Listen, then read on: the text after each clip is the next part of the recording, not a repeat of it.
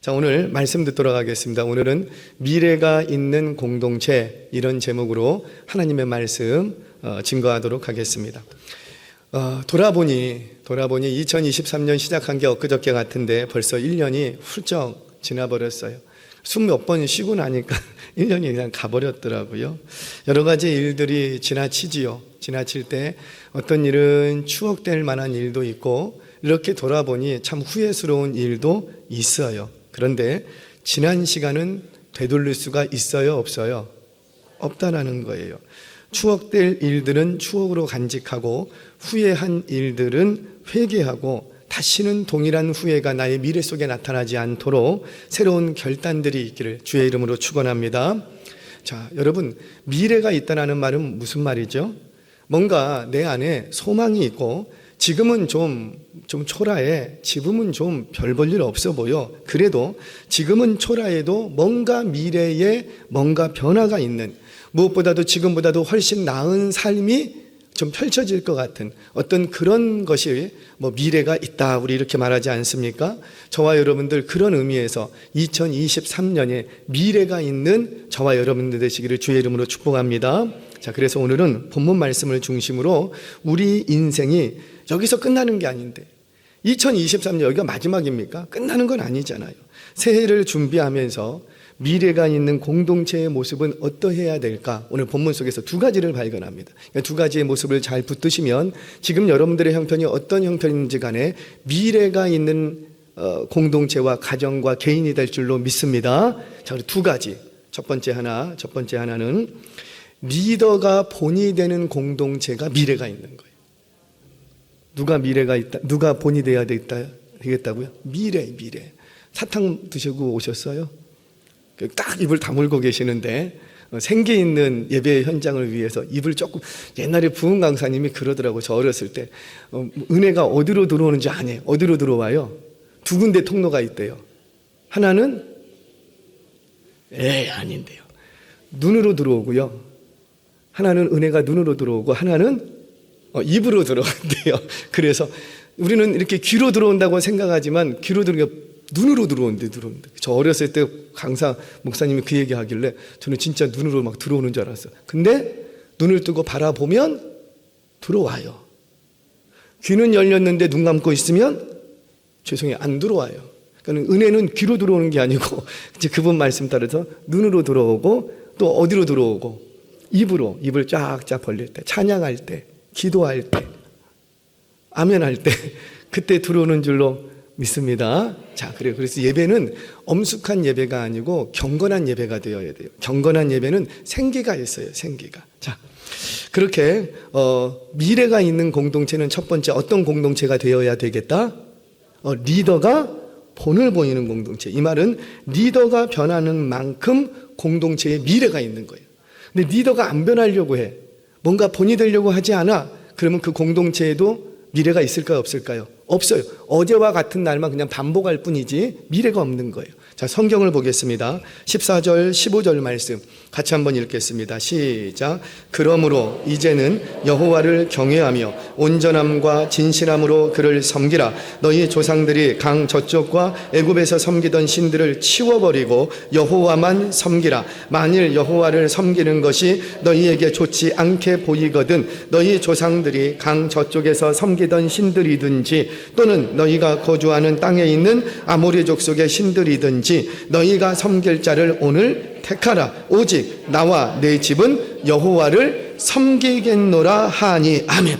자, 지금 여호수아가 하는 말이 뭐냐면, 백성들 23장과 24장은 여호수아가 마지막 고별 설교와 같은 거예요. 23장은 그 부족의, 그 백성의 리더들을 불러놓고 권면의 말씀을 하는 거고요, 설교를 하는 거고, 24장은 리더들이 대상이 아니라 온 회중들을 딱 불러놓고 그들에게 이제 설교하는 내용입니다. 근데 뭐라고 말하냐면, 여호수아가 고백합니다. 나는 이제껏 누구만 섬기고 왔다. 여호와만 믿고 따르고 여기까지 왔다. 나한테도 두려운 적이 있었지만 그때마다 누구를 붙들고, 여호와 하나님을 붙들고 내가 여기까지 왔다. 그래서 나는 앞으로도 우리 집안은 누구만 섬기겠다. 여호와만. 지금 리더가 이렇게 결단합니다.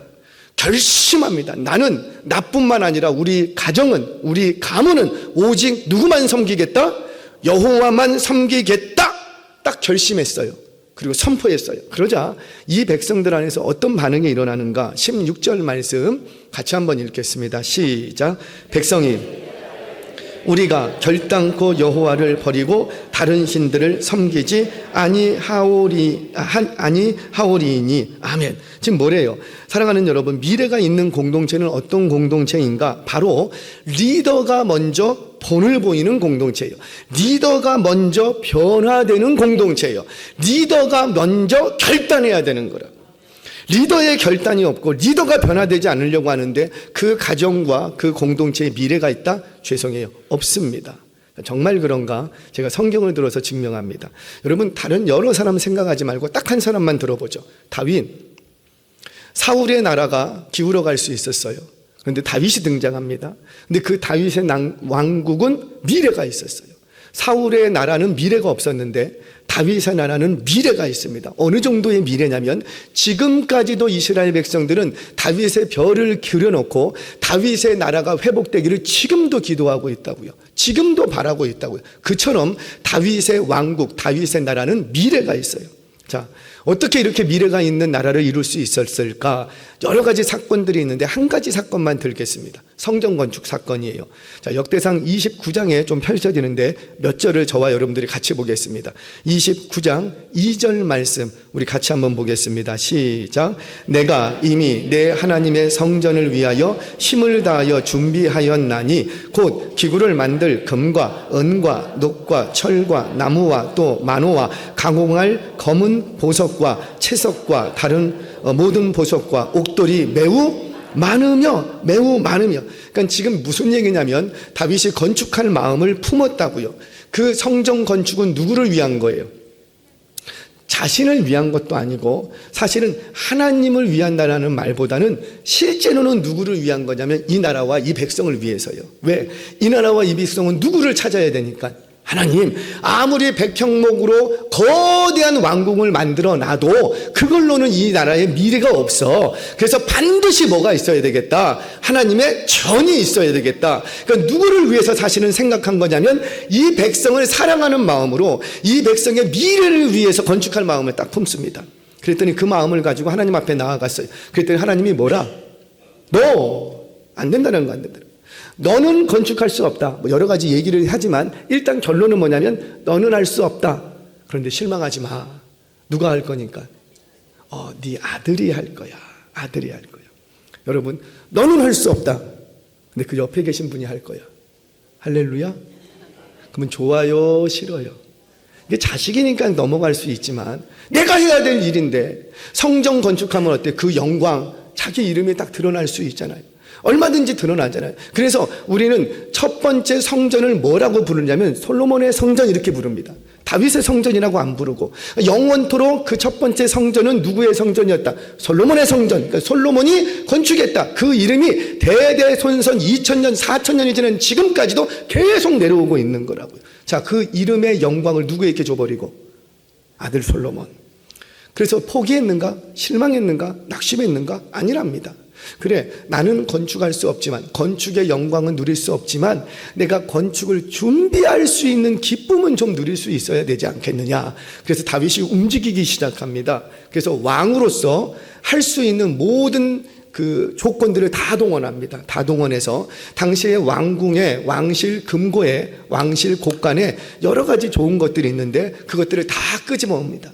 금, 은, 노, 나무, 각종 보석, 옥, 이거 다 준비해와요. 그리고는 따로 구별해요. 따로 구별해. 이거는 어디다 쓸까? 성전 건축안 따로 쓸까? 그래서 그 구별해 놓은 게 얼마큼 있었냐면 매우 많았더라. 매우. 여러분, 매우 많았다는 말이 무슨 말일까요? 이미 성전 건축하고도 쓰고도 남을 만큼 있었다는 거예요. 여러분, 아무리 많아도 뭔가 일을 할 때 조금이라도 부족하면 그건 많은 거예요? 부족한 거예요? 아니, 엄청 많다니까. 엄청 많은데도 그 일을 하기에 조금이라도 부족하면 많은 거예요? 적은 거예요? 적은 거예요. 근데 성경은 뭐라고 말하냐면 매우 많았더라. 이 말은 곧 성전을 건축하고도 쓰고도 남을 만큼 아주 그냥 흘러 넘칠 만큼 많이 준비했다라는 거예요. 그러면 할 만큼 한 거 아니에요? 이 정도 했으면 됐지. 누가 이렇게 할 수 있겠냐고요. 그런데 여기서 멈추지 않고 다윗이 움직이기 시작합니다. 이전에는 왕으로서 움직였을 뿐인데 이제는 자기가 움직입니다. 그래서 성경 봅니다. 3절, 4절. 같이 읽겠습니다. 시작. 성전을 위하여 준비한 이 모든 것 외에도 내 마음이 내 하나님의 성전을 사모함으로 내가 사유한 금, 은으로 내 하나님의 성전을 위하여 드렸노니 곧 오빌의 금 3,000달란트와 순은 7,000달란트라 모든 성전 벽에 입히며 아멘. 지금 뭐라고 얘기하냐면 이미 쓰고도 남은 만큼 엄청나게 많아. 엄청나게 많다고. 그 어디에 쓰지도 못해. 그럼에도 불구하고 다윗이 어떡합니까? 이 성전 건축을 준비하는 기쁨을 놓치고 싶지 않아서 자기가 사유한 금, 은을 딱 내놓습니다. 딱 내놔요. 여기서 사유한 금, 은이라는 것은 전쟁을 하게 되면 일단 승리했을 때 전리품을 취하죠. 그러면 전리품의 일부는 나라 국고, 왕궁의 곳간으로 드리고 일부는 전쟁에 참여했던 사람들이 목숨 걸고 싸웠잖아요. 그래서 그들의 전리품으로 이렇게 일부를 나누어 줘요. 그러니까 왕으로서 자기가 전쟁에 참여해서 내가 목숨 걸고 번 돈이라고.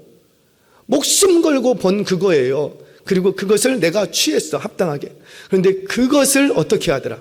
다시 하나님 앞에 대놓더라. 아니, 이미 차고 넘을 정도로 많아. 그러면 없어도 되잖아요.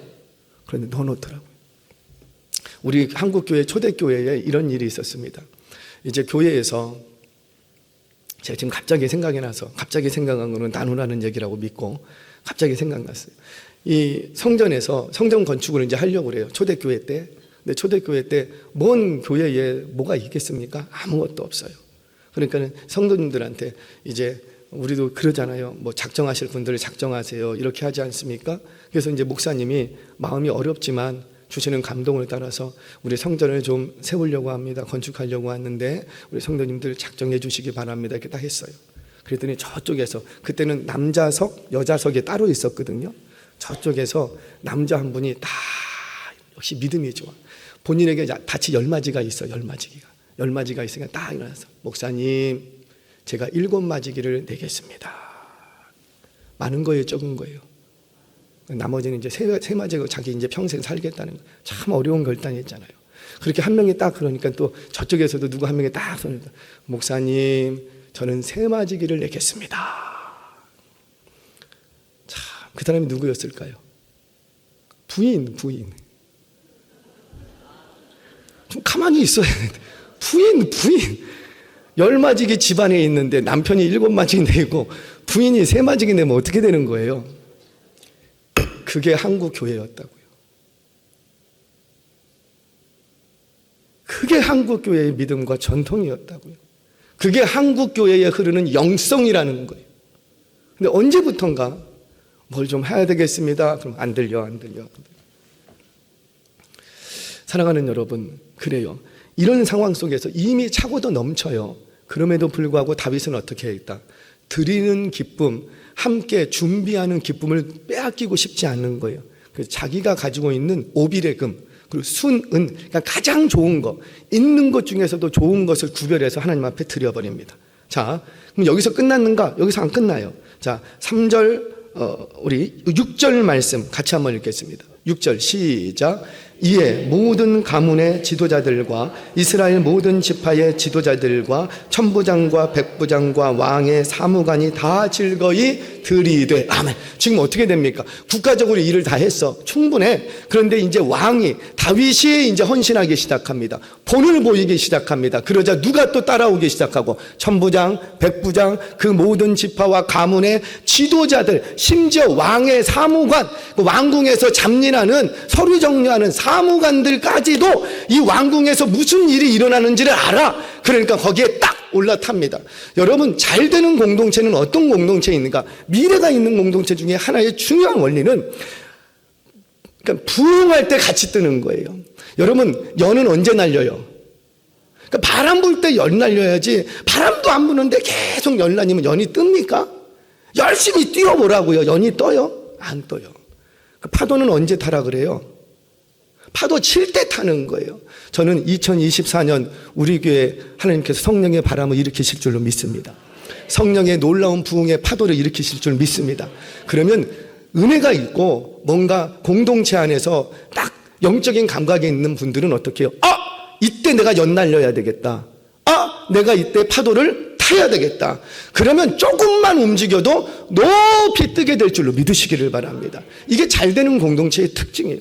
그런데 연날리자, 바람 불었다 그런데 거기 가고 막 다른 일 하고 있고 열심히 일을 안 하는 거 아닌데 열심히 해.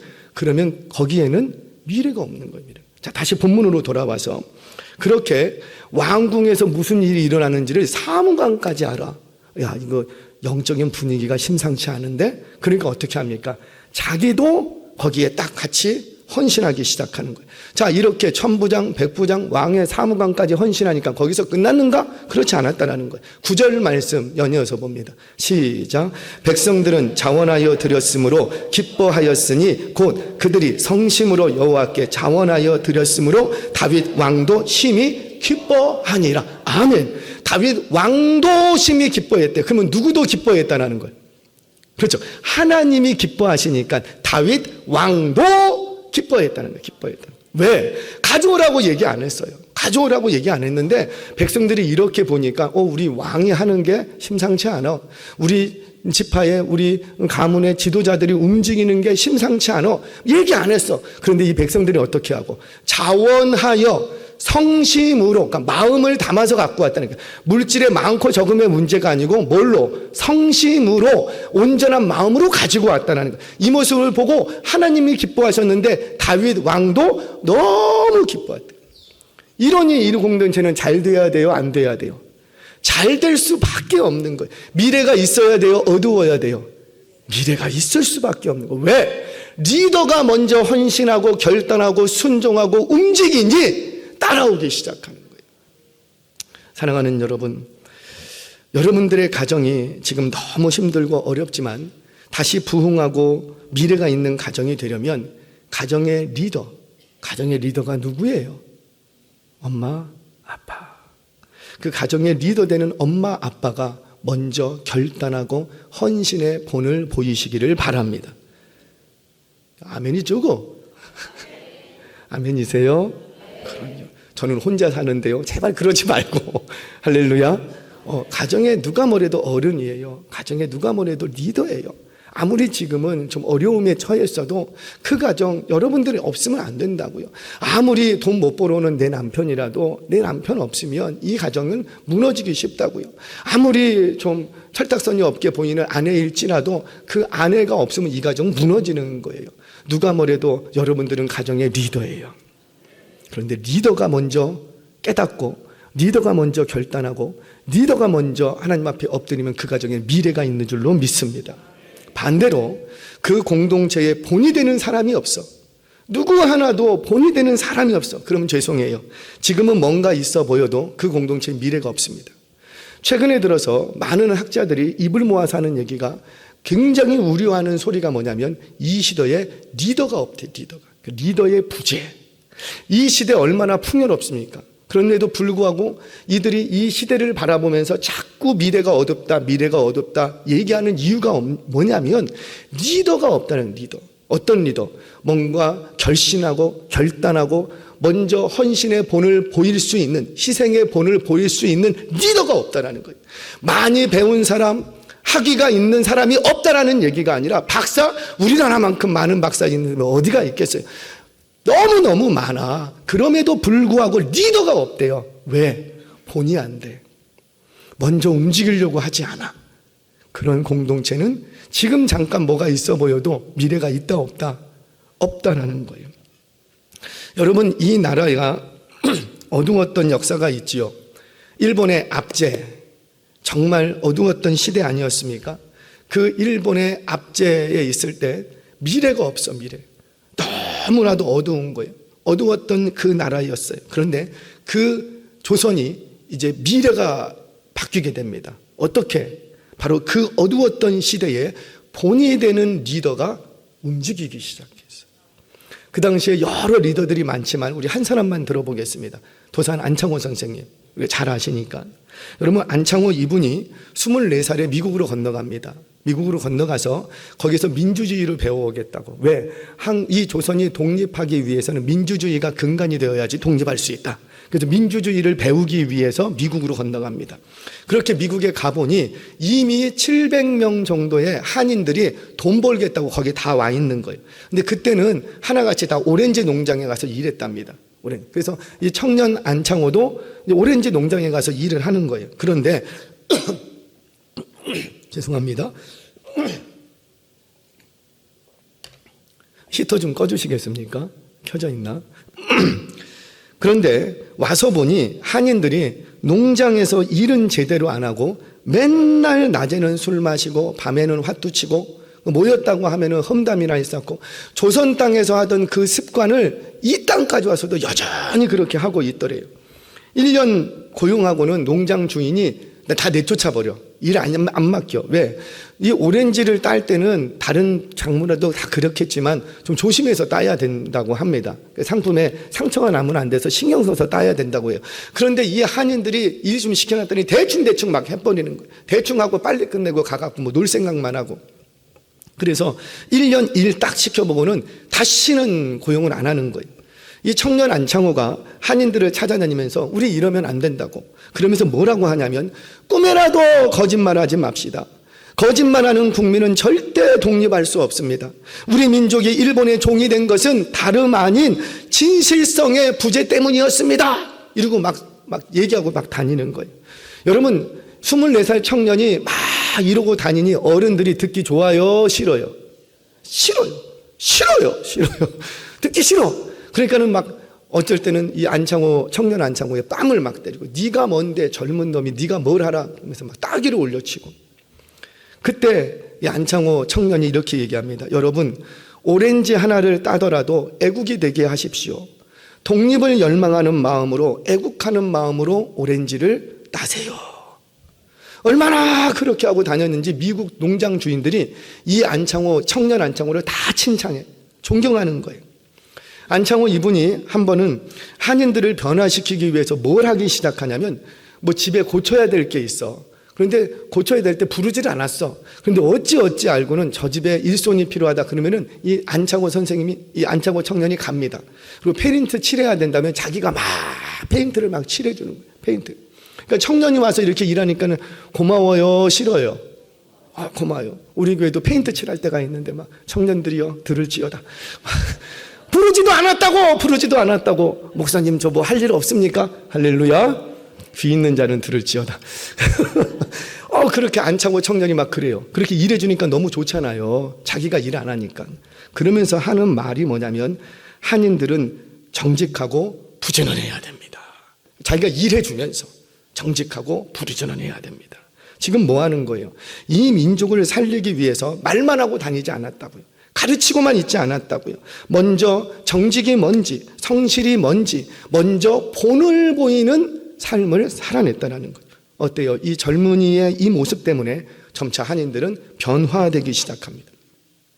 한 번은 24살 이 청년이 영어를 배워야 되겠다고 미국 학교에 딱 갔어요. 뭐 영어를 알아야지 뭐 민주주의를 배우고 뭐하고 할 거 아니에요. 근데 상담을 하는데 이 미국 학교 법은, 그 법이, 학교마다 법이 있는데 이 미국 학교 법은 17세가 넘으면 초등학교 과정을 못해. 그게 법이에요, 법. 근데 상담을 하는데 지금 24살 청년이 왔잖아요. 상담을 하는데 교장 선생님이 그러는 거예요. 아, 참 괜찮은 청년인 것 같네요. 본래 우리 학교는 17세까지만 입학이 가능한데 당신은 이렇게 보니 15살처럼 보이네요. 24살 청년을 15살처럼 보이네요. 그러니 누가 물어보면 15살입니다 라고 말하고 입학하세요. 이렇게 권면을 한 거예요. 그랬더니 안창호가 뭐라 했겠어요? 안 된다고. 교장 선생님, 저는 거짓말할 수 없습니다. 거짓말을 하면서까지 학교를 다녀야 한다면 저는 다니지 않겠습니다. 이런 거예요. 그러니까 교장 선생님이 너는 왜 그러냐? 다른 이민자들, 다른 이 노동자들은, 외국인들은 다 감사합니다, 고맙습니다 하고 가는데 너는 네 것이 뭔데 너는 왜 그러냐? 그러니까는 이 안창호 청년이 딱 두 마디 합니다. I am Korean. Understand? I am Korean. I am Christian. 영어를 잘 못하니까 I am Korean. I am Christian. 나는 한국 사람입니다. 나는 크리스찬입니다. 여기에 감동받은 교장이 학교 법을 바꿔버립니다. 17세까지는 미국 사람, 외국인은 나이 제한 없음. 그래갖고 모든 외국인들이 다 이 학교에서 공부하기 시작해요. 나중에 안창호가 한인들을 개화시키기 위해서 학교를 세워야 되겠다고 딱 결심했어요. 그동안에 하루 먹고 하루 살았는데 누가 학교를 세울 생각을 하겠어요. 근데 이 청년 하나가 딱 결심을 합니다. 그리고는 당시에 그 미국 농장 주인을 찾아가요. 120년 전이에요. 농장 주인을 찾아가서 학교 세우게 돈 좀 빌려주세요. 그랬더니 학교 하나를 세우려면 한 1,500불이 필요해. 그러니까 지금의 1,500불이 아니에요. 가치 자체가. 1,500불 필요해. 어마어마한 돈인데 미국 농장 주인이 그냥 빌려줘 버립니다. 보증도 없이 그냥 빌려줍니다. 왜? 너는 한인의 리더가 맞다라는 거예요. 너는 한국인들의 리더가 맞다. 인정해줘요. 그래서 이 돈으로 학교를 세우고 그 옆에다가 교회를 같이 세웁니다. 이 민족을 변화시키는 것은 학교 교육뿐이 아니라 반드시 뭐가 들어가야 되겠다. 복음이 들어가야 된다. 그래서 성경 공부를 거기서 시작을 해요. 그런데 이에 변화된 한인들이 너도 나도 1,500불을 갚겠다고요. 힘을 보태고 나서는 거예요. 한인들이 뭔 돈이 있어요. 이 애국 땅에 와서 하루 벌어서 하루 먹고 산다고요. 그런데 자신들이 변화되기 시작하니까는 그 하루 일당을 너도 나도 막 벌어온 걸 갖고 오는 거예요. 그래서 한 달 만에 거금 1,500불을 다 갚아버립니다. 어떻게? 맨날 술 먹고 싸움질하고 투전판에 가 있던 그런 민족이었다고. 그런데 어떻게 이 민족이 이렇게 바뀌지요? 누가 먼저 하니까? 리더가 먼저 움직이고, 리더가 먼저 헌신하고, 리더가 먼저 본을 보이니 그 공동체의 미래가 있더라는 거예요. 지금 리버사이드 시청 앞에 가면 미국 사람들이 가장 존경하는 분이 마틴 루터 킹 목사님이에요. 그 마틴 루터 킹 목사님의 동상이 있고 그 바로 옆에 안창호 선생님의 동상이 있어요. 이 미국 땅에서 땅을 내준 거예요. 여기다가 너희들 지도자 세우라고. 무슨 말이에요? 미국 사람들은 안창호 선생님을 한국의 리더로 인정해 줬던 거예요. 사랑하는 여러분, 여러분들의 공동체의 변화는 먼저 리더가 본을 보일 때 변화될 줄 믿으시기를 바랍니다. 가정의 리더 되는 아빠, 엄마가 먼저 본을 보일 때 그 가정의 미래가 있는 거예요. 리더가 본이 되는 그 헌신과 수고가 그 공동체의 미래를 만들어 가는 거예요. 저와 여러분의 가정과 교회의 공동체가 미래가 있는 공동체 되시기를 주의 이름으로 축원합니다. 자, 첫 번째 하나, 누가 먼저 본을 보여야 되겠다? 리더. 가정에서 엄마, 아빠, 리더 되는 사람들이 먼저 움직여야 된다. 자, 두 번째, 미래가 있는 공동체는 기억하세요. 하나님의 섭리를 믿는 공동체예요. 뭘 믿는다고요? 하나님의 섭리를 믿는 거예요. 자, 성경 봅니다. 17절, 18절 말씀 우리 같이 읽겠습니다. 시작. 이에 여호와께서 친히 우리와 우리 조상들을 인도하여 애굽 땅 종되었던 집에서 올라오게 하시고 모든 목전에서 큰 이적을 행하시고 우리가 행한 모든 길과 우리가 지나온 모든 백성들 중에서 우리를 보호하셨음이며 여호와께서 또 모든 백성들과 이 땅에 거주하던 아모리 족속을 우리 앞에서 쫓아내셨음이라. 그러므로 우리도 여호와를 섬기리니 그는 우리 하나님이심이니이다 하니라. 아멘. 이 백성들이 뭐라고 얘기하냐면 이제 여호수아 당신처럼 우리도 여호와만 섬기겠다 딱 결단을 합니다. 그런데 그 이유가 뭐라? 지나오니 그 모든 순간순간마다 하나님의 섭리가 있었다는 거예요. 그래서 지금까지 하나님의 섭리로 여기까지 왔으니 앞으로도 하나님의 섭리가 있을 것을 믿겠다는 거예요. 그러니 이 공동체의 미래가 활짝 열립니다. 여러분들 여호수아서를 내년에 강해를 할 거예요. 여호수아서 강해는 사실 딱 두 가지밖에 없어요. 이 키워드가 정복과 분배예요. 근데 정복은 뭘로 하고? 전쟁. 그 땅을 밟아야 되는 거예요. 그래서 정복 전쟁이 하나가 있고 분배가 있어요. 이거 두 개밖에 없어요. 분배는 뭘로 하고?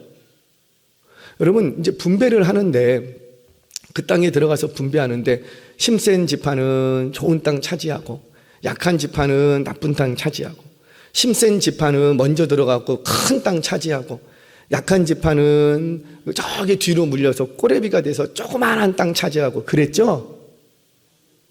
아니에요. 그 땅을 취하는데 어떤 방식으로 취했고? 제비뽑기 방식을 취합니다. 그림을 다 그려놓고 제비뽑기예요. 그래서 강한 지파, 약한 지파 상관없이 제비 뽑히는 대로 그 땅을 분배받는 거예요. 자, 정복 전쟁 속에서도 뭐가 있었냐면 하나님의 섭리가 있었다는 거예요. 이기게 하실 때는 하나님이 이기게 하시는데도 이유가 있고 하나님의 생각과 계획이 있고, 아이성 전투에서 실패하죠. 실패하는 것도 하나님의 계획과 섭리가 있더라는 거예요. 자, 그리고 분배하는 것 속에서도 뭐가 있더라? 그렇죠. 하나님의 섭리가 있다라는 거예요. 섭리가. 자, 이렇게 제비를 뽑으면 어느 지파는 농사하기 좋은 땅을 뽑게 되고 어느 지파는 농사하기 정말 어려운 땅을 뽑게 돼요. 그런데 그 모든 땅이 뭐라? 다 복된 땅이래. 우리는 가나안 땅은 젖과 꿀이 흐르는 땅, 그 땅은 복된 땅 아니에요? 그래서 그 복된 땅을 취하려고 우리 들어가는 거 아니에요? 그러니까 가나안 땅은 복된 땅이에요. 그런데 그 땅에 들어가서 제비를 뽑았더니 어떤 땅에 뽑히고, 농사하기 좋은 땅을 뽑을 수 있는 사람들도 있지만 이렇게 뽑기는 내가 뽑았는데 뽑고 나니까 정말 농사하기 어려운 땅을 뽑은 지파도 있더라는 거예요. 자, 이런 거죠. 이 가나안 땅을 한 4등급으로 한번 나눠볼게요. 4등급, 4등급으로. 1등급 땅, 어떤 땅일까? 내가 씨를 뿌리려고 갔어. 씨를 심으려고 갔는데 가다가 내가 몇 개를 흘렸어. 그런데 흘렸어. 나는 기억도 못하고 나는 돌보지도 않았어. 근데 추수할 때 보니까 와, 엄청나게 자라갖고 많은 소득이 있어. 이런 땅은 어떤 땅? 뭐 잘 되는 사람은 뭐 뒤로 넘어져도 뭐가 있다고. 그러니까 뭐예요? 아니, 나는 심으려고 노력도 안 했는데 그냥 몇 개 흘렸을 뿐이라고. 그런데 이 땅에서 엄청난 소득이 일어납니다. 이런 땅은 몇 등급 땅? 1등급 땅. 2등급 땅은 내가 씨를 가지고 열심히 심었어요. 돌봤어요. 내가 땀 흘려 열심히 노력했더니 그래도 추수할 때 보니까 노력한 만큼은 내가 얻어. 이런 땅은 어떤 땅? 2등급 땅. 3등급 땅은 똑같이 심고 열심히 노력을 했는데 땀을 뻘뻘 흘렸는데 추수할 때 보니까는 내가 수고한 만큼 소득이 없어. 그래도 조금 소득이 있으니까 이 땅은 어떤 땅? 3등급 땅. 나는 어디쯤 왔을까? 생각해 보세요. 4등급 땅. 어떤 땅이에요? 아무리 내가 씨를 뿌리고 열심히 수고해도 소득이 있어요, 없어요? 전혀 없어. 왜? 이 땅 자체가 소득을 낼 수 없는 황무지 같은 땅이야. 여러분, 이스라엘 백성들이 이제 제비뽑기를 통해서 땅을 얻는데 대부분 이스라엘 지파는 저 황무지 같은 땅을 다 취하게 됩니다. 예를 들어서 예루살렘 같은 곳은 영적인 너무 큰 의미가 있는 그 땅이지만 해발 850m에 있어요. 그래서 이 땅은요, 예루살렘 여기는 아무리 씨를 심어도 원하는 만큼 소득을 얻을 수 있어요, 없어요? 없어. 왜? 물을 끌어올 수가 없는 거예요. 물을 대야 농사를 하는데 물을 끌어올 수가 없어. 그래서 이 백성들은 어디만 바라봐야 되냐면 뭐만 바라봐야 돼요? 그래, 하늘. 언제쯤 비가 오나 하늘만 바라봐야 되는 그런 지파도 있더라고. 그런데 어떤 지파는 참 복선인지 뽑기만 하면 잘 뽑아. 왜 그런 사람들 있죠? 뽑기는 잘 뽑아갖고 강가 물이 있는 곳 그걸 딱 뽑았어. 그 땅에 가서 조금만 수고해도 돼. 물을 조금만 끌어오면은 아주 농사짓기가 좋아. 여러분, 황무지 같은 땅이 복된 땅이에요? 아니면 강가 땅이 복된 땅이에요? 그런데 하나님은 뭐라고 말씀하시냐면 가나안 땅이 복된 땅이래요. 그러니까 황무지 같은 땅도 뭐라?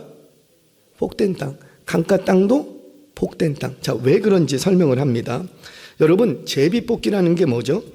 제비뽑기라는 것은 그 어떤 인간의 의도나 바람이나 계획이 전혀 고려되지 않는 오직 하나님만의 생각만 고려되는 것이 제비뽑기라는 거예요. 제비뽑기.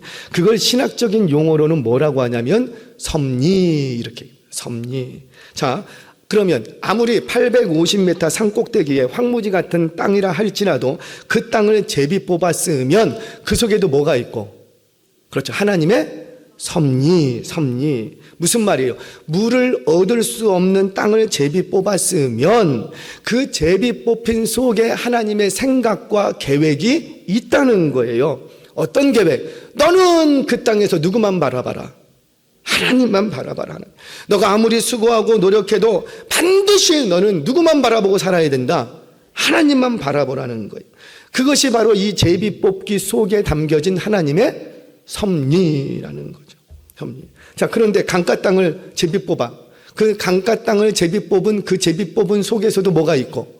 하나님의 섭리. 어떤 섭리? 너는 물 좋은 곳에 너는 제비 뽑았지. 그 물 누가 줬냐? 내가 너에게 선물로 준 거다. 선물로. 그러니 너는 그 땅에서 열심히 노력해서 그 물을 누구에게 공급해주고 주변에 있는 저 개간하기 힘든 이웃 지파들에게 나누어주는 삶, 흘려주는 삶을 살라고 그 땅 뽑아준 거예요. 이게 뭐라? 바로 이 제비 뽑기 속에 담겨진 하나님의 생각, 하나님의 계획, 하나님의 섭리라는 거예요. 그런데 이 섭리를 믿을 때 가나안의 어떤 땅이라고 그 땅은 복된 땅이 됩니다. 한 신앙심 좋은 집사님이 계세요. 이분이 목공소에서 10대부터 일을 했습니다. 10대부터 일을 해서 20여 년간 그 회사를 일으켰어요. 초창기 멤버예요. 그래서 이제 목공소에서 일해서 그 회사를 일으켰어요. 마흔이 조금 됐는데 어느 날 갑자기 이 사장님이 딱 부르더니 내일부터 출근하지 마세요. 그러는 거. 해고 통지를 딱 받았어요. 뭔 다른 이유가 없어. 갑자기 아무 준비도 안 했는데 40살에 무슨 노후를 준비하고 뭘 준비하겠어요. 은퇴 준비할 생각도 없었고 이직할 생각도 없었고 그런데 갑자기 해고 통지를 딱 받은 거예요. 뭐예요? 가정의 위기예요. 황무지에 떨어진 거예요. 먹을 게 딱 중단되어 버립니다. 이분의 자서전 고백이 그래요. 너무 화가 났대요. 너무 화가 났대요. 아니 내가 이 회사를 위해서 어떻게 일했는데 밤낮 내 젊은 날을 다 쏟아부어서 20여 년 동안 쉼없이 내가 이 회사를 일으키는데 내가 혼신의 힘을 다했는데 내 젊은 날 다 쏟아부었는데 갑자기 회고라니 이게 뭐 무슨 합당한 이유라도 있었는데 별 이유도 없는 거예요. 너무 화가 나서 그날로부터 회사를 뛰쳐나왔답니다. 그리고는 오직 그의 마음에는요 어떻게 해야 이 회사를 좀 힘들게 만들까, 어떻게 해야 이 사장님을 골탕 먹일 수 있을까, 온갖 그 마음과 생각밖에 없는 거예요. 이분이 예수 믿는 분이라고요. 그럼에도 불구하고 너무 화가 나니까 그때부터 술 마시고 막 밖에 집을 나가버렸어. 그리고는 그 퇴직금 조금 받은 거 가지고 그걸로 막 나가갖고 막 다 흥청망청 막 쓰고 돌아다니는 거예요. 얼마나 분이 안 풀렸으면. 여기저기 다니다가 돈이 다 떨어지니까 이제 이 남편이 어디로 와요? 남편은 집 나가도 남편은 집으로 돌아오더라고요. 돈 떨어지면 올라옵니다. 근데 딱 왔을 때 그때 아내들이 말을 잘해야 돼. 이놈의 왼수 왜 들어왔어? 나가지고 이러면은 끝장나. 미래 없어. 근데 그 돌아온 남편을 딱 품고 이 아내가 참 말을 잘했어요. 뭐라고 하냐면 여보 하나님이 우리 가정에 황무지 같은 환경을 줬지. 그런데 이상하지 않아? 우연이라는 건 없는데 왜 이 시점에 당신 마음밖에 안 됐는데 왜 이 시점에 이런 환경을 주셨을까? 우리에게 준 이 환경이 뭐 우리가 만든 환경은 아니잖아. 하나님이 우리에게 허락해 주신 환경이잖아. 그러면 황무지를 주신 그분의 의도와 생각이 있지 않겠어? 지금 뭘 찾기 시작하는 거예요? 하나님의 섭리. 우리 하나님께 그거 한번 물어보자.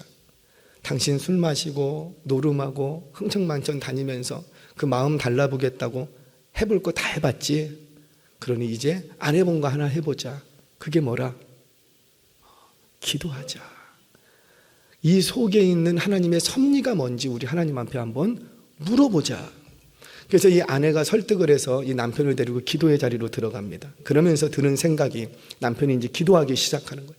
기도를 딱 하기 시작하는데 아니 그때부터 갑자기 하나님 왜 나에게 이렇게 하십니까? 라고 질문을 던지는데 갑자기 이 남자에게 회개가 막 터져 나오게. 어떤 회개인가?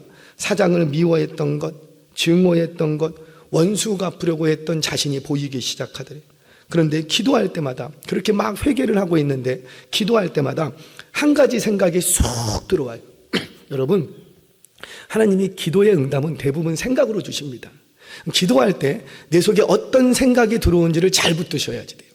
그 생각이 하나님의 섭리를 풀어가시는 방법이 될 때가 많더라고요. 그래서 기도의 자리에서 주시는 생각은 그냥 헛되게 지나가시면 안 되는 거예요. 그러니까 이분이 기도를 하는데 한 가지 생각이 쏙 들어오더래요. 너 그거 잘하는 거 있지? 너 그거 잘하는 그거 있잖아. 그거 뭐요 하나님, 내가 뭐 잘하는 게 뭐 내가 배운 게 없는데 뭐요 그랬더니 또 기도만 하면, 무릎만 꿇고 기도만 하면, 너 그거 잘하는 거 있잖아. 잘하는 거 있잖아. 그거 해. 그러면서 드는 생각이, 너 출장 갈 때 호텔 어땠어? 좋은 호텔은 너무 비싸고 싼 호텔은 너무 지저분하고 힘들었지. 그래 맞아. 너 잘할 수 있는 거 있는데, 잘할 수 있는 게 뭐예요? 목공소에서 집 짓는 거 제일 잘해. 그러니까 너 가난한 너와 같은 비즈니스맨을 위해서 집을 지어줘. 너 목수잖아. 너 그거 잘하잖아. 그래서 이것을 응답으로 받고 그때부터 집을 짓기 시작합니다. 그렇게 시작된 집이 홀리데이인 호텔이에요. 세계적인 호텔이에요. 바로 이 호텔 창업자가 되는 캐먼스 윌슨의 이야기입니다. 그의 사업 철학은 딱 하나예요. 대접받고 싶은 대로 대접하라. 좀 이해가 되시나요? 왜 이 호텔 사업을 했는지? 사랑하는 여러분, 제비 뽑은 건 내가 뽑았지만 그 속에는 반드시 하나님의 섭리가 있음을 믿으시기를 바랍니다. 지금 내게 주어진 땅이 황무지일지라도 그 속에 숨겨진 하나님의 섭리를 인정하고 믿는 사람에게는 어떤 기가 막힌 웅덩이에 빠져 있고 도저히 미래가 없고 어두운 현실이라 할지라도 그 속에서 하나님의 섭리가 있음을 믿는 그에게는, 그 개인과 그 가정과 그 공동체에는 반드시 미래가 열릴 줄 믿으시기를 바랍니다. 마지막 이야기만 하고 마치겠습니다. 저는 초등학교 다닐 때부터 친했던 친구가 있어요. 지금은 다 소식이 끊기고 딱 한 친구만 연락이 됩니다. 요즘은 SNS라는 게 참 그건 좋은 것 같아요. 전혀 잊고 있었는데 연락이 왔어요. 이 친구가 어떤 친구냐면 초등학생 때부터 제가 제일 부러워했던 친구예요. 제일 부러워했던 친구. 지금은 미국에서 LA에서 목회를 하고 있습니다. 지금도 조금 부러워. 참 좋겠다. 이 생각도 들기도 있고. 저는 가난한 집에서 태어났어요. 저희 집은 아무리 수고해도 저희 부모님이 게으르신 분들이 아니에요. 새벽 5시에 출근해서 밤 9시가 넘어야 집에 오시던 정말 정직하고 부지런하신 분들. 근데 아무리 그렇게 일해도 반지하 단칸방을 못 벗어나. 그런데 그 친구는 우리 동네에서 제일 비싼 집, 제일 좋은 집에 살아. 제가 어느 정도로 이 친구가 부러웠냐면 학교 마치면 가방 들고 이 친구 집에 갑니다. 그리고는 이 친구 차고 앞에서 놀 때가 제일 좋았어요. 거기 앞에 있으면 거기서 구슬치기 하면 햇볕이 왜 이렇게 잘 들어? 따뜻한 햇빛이 들고 거기서 그 차고 앞에서 놀고, 그 친구 불러다가 차고 앞에서 놀면 어떤 때는 이게 자랑스러웠어. 내가 이런 친구하고 여기서 구슬치기 하고 논다? 이게 얼마나 자랑스러웠는지. 그 친구는 아버님이 장로님이셨어요. 2층에 1층 2층 단독주택인데 2층에 자기 방이 있어. 근데 자기 방이 우리 집보다 커. 현관에서부터 천정을 누르고 딱 들어가면 정원이 쫙 있고요. 돌 계단이 있어서 그 돌 계단을 밟고 이렇게 집에 들어가요. 그 친구 방에서 공부할 때면은 집에 가기가 싫어. 왜요? 집에 가봤자 단칸방, 반지하인데다가 습하고 냄새나고 아버지의 곳곳에 담배 냄새, 그 찌든 냄새가 펄펄펄펄 나는데 손바닥만한 집에 네 식구가 옹기종기 살아야 되는, 들어가기도 싫어. 그러면서 너무 괴로운 거예요. 너무. 나도 예수 믿고 내 친구도 예수 믿는데 왜 그 친구는 강가 좋은 땅이고 왜 나는 황부지 같은 땅을 나에게 주시는지 도저히 이해가 되진 않는 거예요. 부모님이 믿고 나를 왜 낳았냐고, 왜 이런 집안에서 왜 나를 낳았냐고, 왜 나를 낳아서 나를 이렇게 괴롭게 만드냐. 부모님이 믿고 하나님은 더 믿고, 하나님은 고약한 할아버지야. 너무너무 미워. 그래서 그곳에서는요, 제게 아무런 미래가 없었어요. 오직 나의 미래는 딱 하나. 언제쯤 이 집에서 탈출할까? 그래서 오직 미래는 딱 하나. 빨리 크자, 빨리 커. 빨리 커야 내가 이 집에서 내가 나갈 수 있다. 나갈 수 있다. 그러다가 중학교 때 예수님을 진짜 만났어요. 예수님을 만나고 나니까 이제 목사님 설교가 들리잖아요. 어린아이들도 들리면 바뀝니다. 교회 처음 왔어도 들리시는 분은 인생이 바뀝니다. 그 목사님이 하시는 얘기가 이런 얘기를 하는 거예요. 그 속에 섭리가 있다, 섭리가 있다. 그 말씀을 나에게 주시는 말씀으로 받고 이제 묻는 거죠. 하나님, 섭리가 있다는데 왜 나는 황무지입니까? 저 친구는 태어날 때부터 내가 더 기도 많이 하지 않습니까? 나 교회에서 봉사 많이 하는데 내가 더 열심히 기도하고 나도 헌신 많이 하는데 왜 나는 맨날 4등급 땅이고 황무지고, 왜 저 친구는 뭐만 하면은 잘 되고 좋은 학원 가고 과외 붙여주고, 저 친구는 뭐만 해도 다 1등급 땅입니까? 왜 그렇습니까? 왜 그렇습니까? 그런데 지금도 잘 모르지만 그때는 더 몰랐고 지금은 조금 알겠더라고요. 지금에 오니까 조금. 제가 내린 결론은 그거예요. 너 목회하는데 가난을 모르면 목회 못한다. 가난이 뭔지를 알아야 된다. 밑바닥 인생이 뭔지 모르면 너 그거 목회 못한다. 그래서 저는 사실 부자의 마음을 잘 이해 못해요. 왜? 내가 부자로 안 살아봤거든. 부자로 안 살아봤거든. 하지만 가난한 분들의 마음은 조금 이해합니다. 그분들의 헌신과 그분들의 수고가 완전히 진액을 짜내서 나오는 그 몇 방울인 걸 저는 알아요. 아니, 돈 10,000원이 없어서 쩔쩔맨다고요.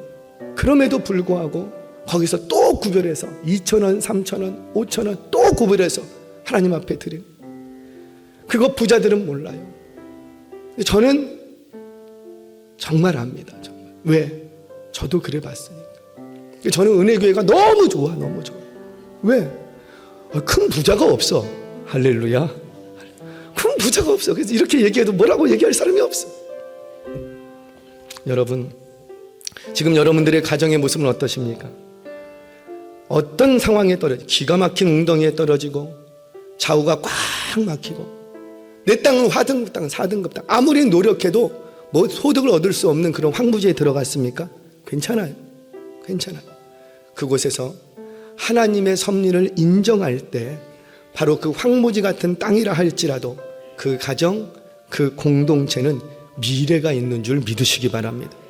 가정의 리더된 아빠가 먼저 변화되고 먼저 현신의 본을 보일 때 그 가정에는 미래가 있는 거예요.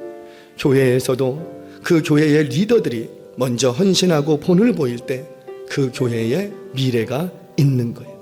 그렇게 내가 선 곳이 황무지 같은 땅이라 할지라도 그곳에서 리더된 내가 먼저 본을 보이고 그 속에 숨겨진 하나님의 섭리를 믿는 저와 여러분들 되시어서 여러분들의 미래가 괜찮아요. 괜찮아요. 지금은 어렵고 지금은 기가 막혀도 괜찮아요. 지금은 괜찮아요. 그러나 앞으로 5년 후 10년 후에도 그러면 안 돼요. 우리 하나님은 원치 않으세요. 앞으로 5년 후 10년 후 여러분들의 인생과 여러분들의 가정과 여러분들의 자녀들의 인생은 미래가 있는 인생이 될 줄로 믿습니다. 리더는 내가 먼저 오늘 결심하고 결단하고 내가 먼저 헌신의 본을 보일 때 아무리 기가 막힌 상황 속에 떨어졌다 할지라도 그 상황 속에 하나님의 섭리가 있음을 믿을 때 여러분들의 오늘의 어려움은 그것으로 끝나지 않고 화려한 미래가 펼쳐질 줄 믿으시기를 바랍니다. 이 놀라운 미래의 주인공 되시기를 주의 이름으로 축원합니다.